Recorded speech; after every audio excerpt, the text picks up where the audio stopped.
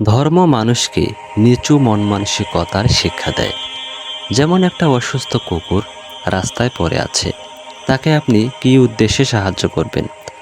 ধর্মাবলম্বীরা সাহায্য করবে জান্নাতের আশায়। এখানে তাদের স্বার্থ আছে। কেন বিনা স্বার্থে সাহায্য করা যায় না? ধর্ম এখানে স্বার্থপরতা শিক্ষা দিয়েছে, এটা তাদের যুক্তি। তার মানে কি ইসলাম ভুল শিক্ষা দিয়েছে?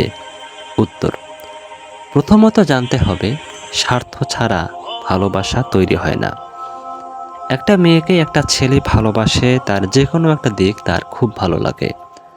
হতে পারে সৌন্দর্য, হতে পারে ব্যবহার, বা তার কথার মিষ্টতা। একটা স্বার্থ থাকবেই প্রত্যেকটা ক্ষেত্রেই। রাস্তার কুকুরটাকে আপনি সাহায্য করছেন কারণ আপনার ভিতরে দয়া মমতা বলে কিছু আছে। কুকুরটার বেড়ে ওঠা আমাদের মাঝে, সে আমাদের ক্ষতি করে না, তাই তার প্রতি দয়া মমতা সৃষ্টি হয়েছে। এখানেও স্বার্থ আছে। যদি তার স্থলে অন্য প্রাণীকে চিন্তা করেন যে আমাদের শুধু ক্ষতি করে, যেমন শেয়াল, সে অসুস্থ হলে কিন্তু কুকুরের মতো এত মায়া মহব্বত তৈরি হবে না, কারণ এখানে আমাদের স্বার্থের ব্যাঘাত ঘটেছে।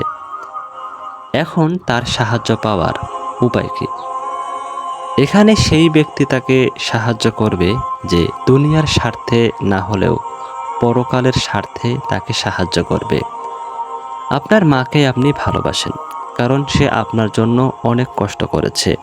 এখানেও আপনার স্বার্থ আছে। আপনার চিরশত্রুর প্রতিও আপনার ভালোবাসা তৈরি হবে, দুনিয়ার জন্য না হলেও যখন আপনি পরকালের স্বার্থ দেখবেন। আর এটাই ইসলামের শিক্ষা। ধন্যবাদ সবাইকে।